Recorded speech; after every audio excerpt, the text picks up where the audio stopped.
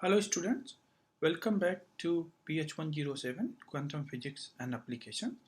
Today I'm going to discuss a new concept uh, called wave packet. But before I go and discuss the concept of wave packet and why it is needed, let's recap what we have learned so far. So everything, matter and radiation, has both wave and particle properties. Which property you see depends on the experiment you perform.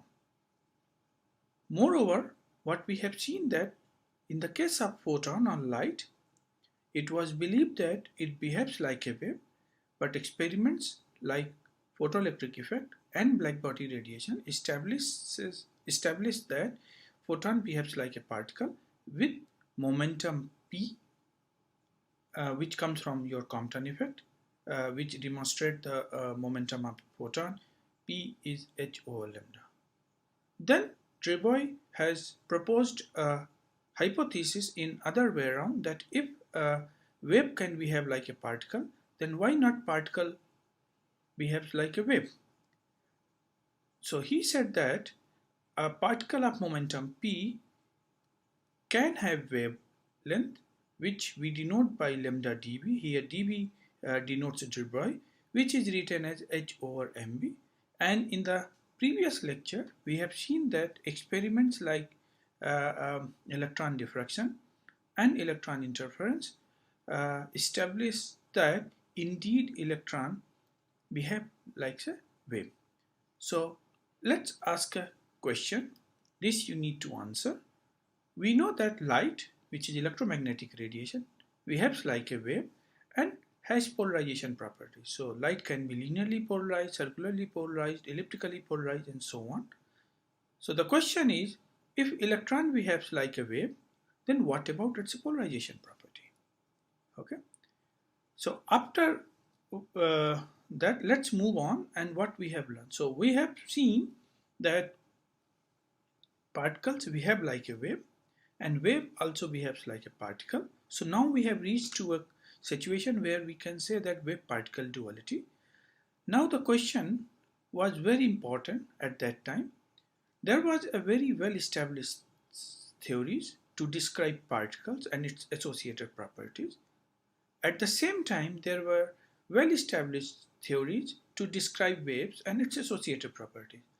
Now, how to describe this wave-particle duality, or you could say how to describe wave and particle on equal footing, requires a new kind of theory, and that's what we are going to discuss today's lecture.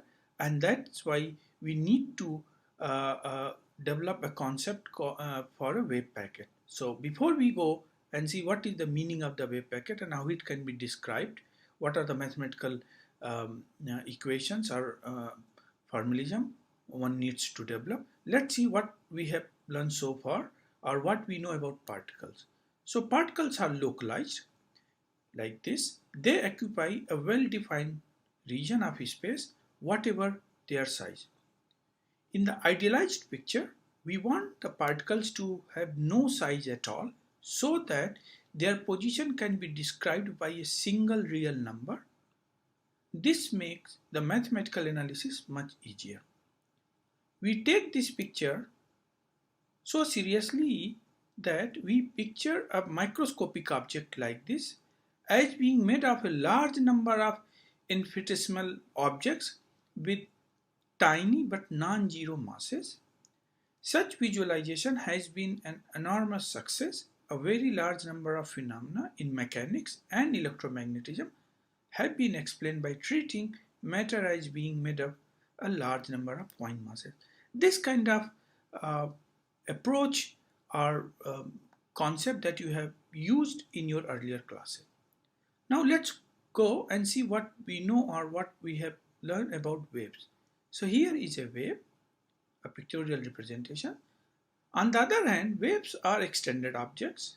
In classical wave theory, we do not put spatial restrictions on wave. So wave can extend from plus infinity to minus infinity. So there is no pinpoint position or location on which you can say that this wave exists. So the extension, spatial extension of wave is quite broad.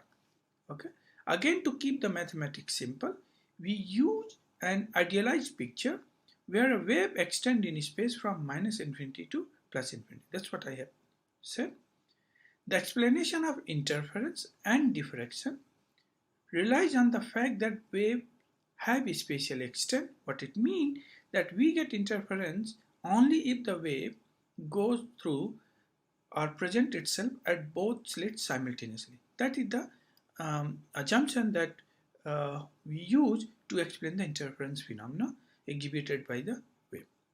If physical objects have both particle and wave-like properties, how do we build a mathematical description which brings together these seemingly mutually exclusive properties? Okay, so how the two completely opposite things can be described in a unified theory, and that's what we are going to discuss in today's lecture.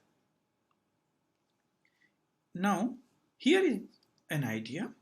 If several waves of different wavelengths, let's say we have n number of waves with wavelength lambda 1, lambda 2, lambda 3 up to lambda n, and their phases phi 1, phi 2, phi 3, phi 4 up to phi n are superimposed together, what we get is a localized wave packet. And let me explain how.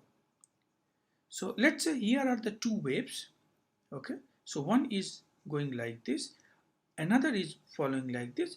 At some point in space they start interfering, so they will come in phase, and at some point in space they are out of phase, so the phase difference between the two waves are 180 degrees, and then they are again back to in phase. So if you see the resultant wave coming out from these two waves which are interfering in space with different phases at different points in space, what we see that when the phase differences are opposite, or let's say the maximum, then we see destructive interference, so no waves, and when the phase difference are 0, then we see a maximum amplitude, or resultant amplitude is maximum. Okay, so what we do see that we do see this kind of a structure which has some kind of very interesting shape where the amplitude is start decreasing, then again it start increasing, and so on and so forth. Okay, so this is what you have seen is called beat formation in superposition of two sinusoidal waves. Okay, let's go further and understand more. So spatial beats by superposition of sinusoidal waves of nearby wavelengths. So let's write a wave which has amplitude A, and it has a sinusoidal form where 2 pi over lambda times x, only the spatial part is shown here. Okay, and 2 pi over lambda I can write as a k, which is a wave number. Okay, now what I can do, instead of having only one wave, I can add the two waves which I have shown in the previous slide. So let me add sine 5x plus sine 6x, and now because I have added two waves, so I can divide it, so I can normalize it. And if you see the resultant wave coming out from the two waves addition, it looks like something like that. So you see it has a maximum amplitude, then it reduces, then it increases. So you do see a formation of spatial beats. So now instead of adding the two waves, I can add three waves. So what I can do, I can keep the minimum wave number and the maximum wave number between 5 and 6, and then I can start adding few more wave numbers in between 5 and 6. So here what I did, I have added 5, 5.5 and 6, and what you see going from here to here, now you see more localized kind of structure is appearing. Okay, so here you see let's say a minimum amplitude and maximum amplitude minimum. So the contrast between minimum and maximum is increasing once you start having more and more components in your wave addition. So let me add furthermore. So instead of now 3, I have added 5. So now you see that the contrast is getting more and more between the maximum and minimum, and now your waves or resultant waves looks more like a localized object.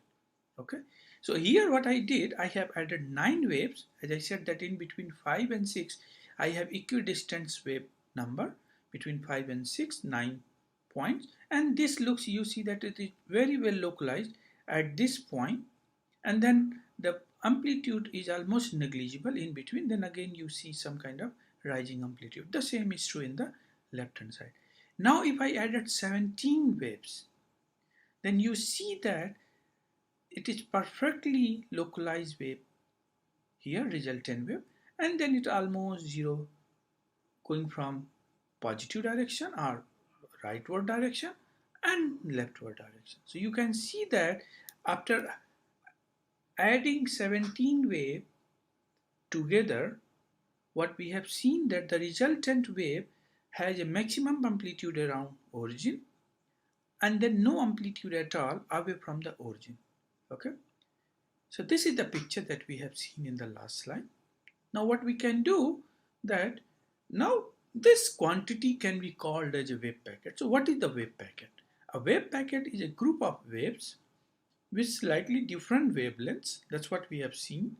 Our K ranges from 5 to 6, and in between we have chosen 17 equidistant points. So these are slightly different wavelengths or slightly different wave numbers interfering with each other in a way that the amplitude of the group, the resultant amplitude, or you can say envelope, is non-zero in the neighborhood of the particle. So in this neighborhood the amplitude is non-zero, and away from this neighborhood the amplitude is pretty much zero or negligibly small.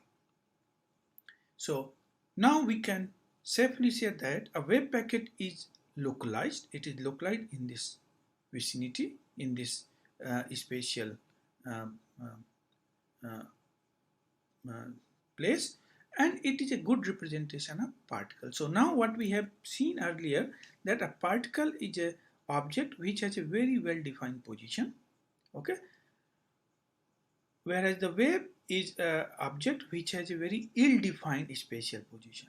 Okay, so what we have done, by using a number of waves with slightly different wavelengths, we have tried to achieve a description for an object, particle-like object, and that's what we are calling this treatment or this approach as a wave packet approach. So wave packet is localized object, and it is a good representation of a particle. Okay, so now a realistic wave description of a localized particle is provided by a wave packet, not an ideal sinusoidal wave. So sinusoidal wave is always a very extended object which is not localized. So instead of describing one wave or two waves of sinusoidal nature, we need to have n number of waves interfering with each other, where the wave numbers or the wavelengths are slightly different from each other, and once they interfere they give the resultant wave, and now we could call as a wave packet, and this wave packet is an appropriate picture to present a particle with a well-defined position or localized particle. Okay, so this is a representation. So here I have a particle of mass m, and now this particle is moving along x-axis with velocity or speed v0. Okay, the equivalent picture of this particle in terms of the waves can be described as follow schematically. Okay, so here is my wave packet which is localized in this spatial region, which is moving with velocity v0. Here I have given a subscript vg. In a coming slides I will describe what is the meaning of vg. For the moment you accept that this is a representation of a velocity of this wave packet which is moving with the same velocity v0 by which this particle of mass m is moving along the same direction. Okay, so a wave packet has a finite extent. So this is the extent ranging from here to here. After that it is pretty much zero, and within this there is a waves of few cycles. So within this finite extent you could see that there is a slowing varying envelope, and within this envelope the wave is also oscillating inside wave. In coming slides I'm going to discuss both the concepts and what it means. Okay, so this is the wave packet. That's what we have seen in the so the wave in the wave packets does not look like a nice and simple. So this wave inside this wave packet is not mimicking what you have learned or what you have seen, like a sinusoidal wave or cosine wave, but it's something more like a complex or complicated structure, okay, which we have used in the earlier. The amplitude of the wave is significant only within the extent of the object. So this amplitude of the wave is significant within this extent, and after once you are away from this extent to this extent, the amplitude of this wave shown in this blue color is pretty much zero. Okay, and the wavelength changes of this wave inside this wave packet as a function of spatial coordinate within the. So wavelength is changing as you move away from this center or as a function of spatial extent. So these are the two important quantities.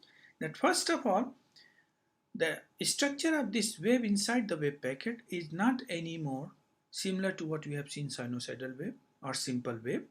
Okay, the amplitude of this wave is non-zero within the extent of the wave packet, and outside of this wave packet is zero, and the wavelength of this wave is changing as we move away in spatial direction.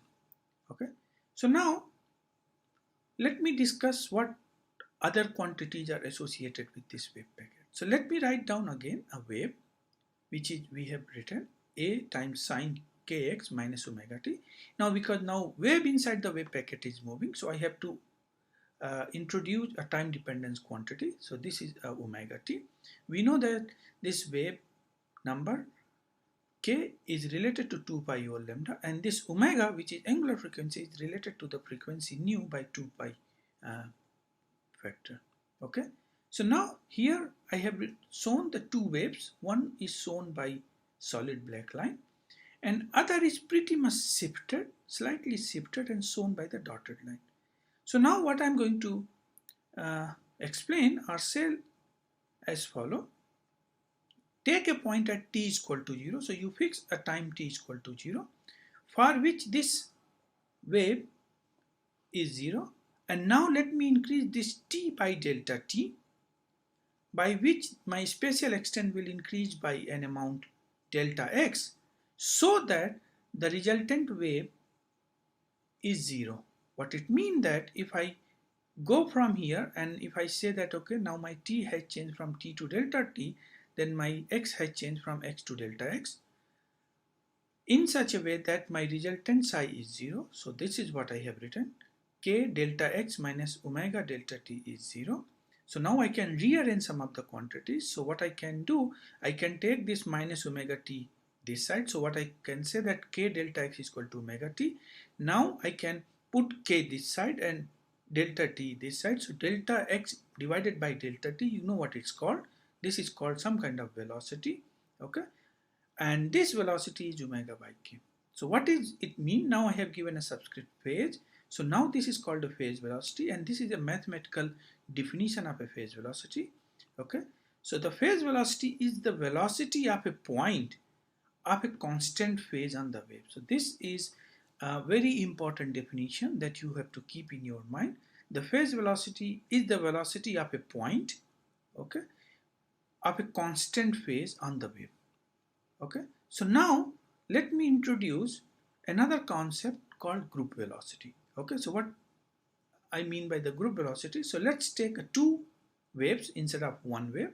So now I have a psi 1 and psi 2, where psi 1 has x and t, and psi 2 has its k plus delta k and omega plus delta omega. So the wave and the frequency is shifted by a small amount. Okay, now what I can do, I can take a superposition of these waves. So I know what it means by superposition. So let me add psi 1 plus psi 2. The resultant wave is psi 1 plus psi 2. So what I have, a times sine with this argument plus a times sine this argument. So I can take a out because amplitude is constant. Now I can treat this simple addition as sine a plus sine b, and you know what is the definition or what is the expression of sine a plus b, sine a plus sine b. So this is what I have written. So 2 times a sine k plus delta k. So there are two k's, so 2k plus delta k, x divided by 2, and then the same with the omega, so 2 omega plus delta omega t divided by 2, and then I will get another term where cosine and the difference will survive. So then kk will cancel out and only delta k and delta omega term will be present here. Okay, so this is the resultant wave. Okay, so what we have seen that in one case my wave number increases and the angular frequency is also shifted by this amount. So now I can take these two and this I can write in a simplified. So now k has been shifted by delta k by 2, omega is shifted by delta omega by 2, and then there is a this function. Okay, so what is the meaning of these quantities? So let me go further. So this is what we have seen in the previous slide. Okay, so now if you look very carefully this expression, so what we see, the first part, the sine part, seems that the frequency is increased. So this is a high frequency wave, and now this is a low frequency because delta omega is a very small increment. So this high frequency wave is modulated by a broad envelope of the second part. So the resultant amplitude fluctuates or beats. So here is the resultant. That's what you have seen very early in present lecture. So you see that these are the highly or high frequency components, and this is a slowly varying envelope. Okay, so this, according to this expression, this can be assigned as high frequency wave, which are the sine k plus delta k by 2 times x, and this is a broad envelope which is a slowly varying function, and this I can assign as a 2a times cosine delta kx divided by 2. Okay, so the envelope and the wave within the envelope moves at different speeds. So these waves are moving with different speeds and the envelope is moving with different speeds. So there are two speeds or two velocities in this wave packet. Okay, so this is what we have seen. Now we can make a very simple approximation. So let's say delta k is a very small quantity. So now I can approximate this quantity 2k plus delta k as 2k, and the same I can say 2 omega plus delta omega I can approximate as 2 omega. So now 2 will cancel it out. So what I got, 2a times sine kx minus omega t. This was your original wave, and this is the resultant envelope that you have seen. Okay, so now this quantity, which was a slowly varying component of the resultant wave, or you could say the wave packet, okay, has a frequency delta omega, and which is moving or propagating or propagation constant delta k. Okay, so here is again representation what we have seen. So inside the component, these blue components are sine, and the red components are cosine component. Okay, so now let's define what is the group velocity. So the group velocity is the velocity with which the envelope of the wave packet moves. Okay, so over our envelope moves, and this is defined as delta omega by delta k, which is the group velocity, and it can be also written as a d omega by dk. Whereas the phase velocity in the limit of delta k tends to 0, your delta omega is also 0. Okay, so when there is no change in this wave, then you have bg pretty much, then you have delta omega 0. Now the phase velocity of the wave within the envelope or within the wave packet is defined as a phase velocity, and we can see from our previous mathematical expression that your phase velocity is defined as omega plus delta omega by 2 divided by k plus delta k by 2, and this can be approximated in the case of delta omega and delta k are very small quantity as omega by k. So this is the mathematical expression for the group velocity, and this is a mathematical expression for the phase velocity. We will discuss more about these two quantities because these two quantities are very, very important when it comes to the wave packet and in coming topics of the quantum physics or quantum mechanics. Okay, so now from this expression you can say that your omega is k times Vp. This is the thing that you have to keep in mind because we are going to use this relation in a next slide. Okay, so Vg is the velocity with which the wave packet moves. So the group velocity is the velocity by which the wave packet moves, and the oscillations within the wave packets are moving with a phase velocity. Okay, so now we can think of adding waves with wave numbers ranging continuously from k0 minus delta k by 2 to k0 plus delta k by 2, and that's what we have seen in earlier slides in today's lecture, that you have picked, okay, I can have my k0 between 5 and 6, and then I can have 5 wave numbers, 7 waves, 10 waves, 17 waves, and so on and so forth. So what it means that you can fix a mean wave vector or wave number k0, and then you can add number of waves in the range of delta k, where ranging from minus delta k by 2 to plus delta k by 2. So the frequency also ranges from omega, which is a function of k0 minus delta k by 2, to omega k0 plus delta k by 2. Okay, so k0 is the central wave number, and the delta k is the range of the wavelengths, or that forms the wave packet. Okay, and we have seen that in the case of wave packet, the wave packet is moving with the group velocity, and this group velocity is given by d omega by dk, and this quantity is evaluated at the central wavelength k0. Okay, when you have several wavelengths, then you need to evaluate at the central value. Okay, now we can establish, we can try to establish a connection between a group velocity and the phase velocity. Okay, so we know that d omega by dk at k0 is the definition of your group velocity. We also know that what is the definition of your omega when you talk about the phase velocity. So this is what we have seen in the last slide. So omega is equal to k times vp. So I can substitute this value here or here. So now you can apply a chain rule. So the first term will give you vp at k0, because dk over dk will be 1, and another time you have a k and dvp over dk. So this is the relation between, or connection between, the group velocity and phase velocity. We will see in coming slides that there are situations when your group velocity and phase velocity becomes equal.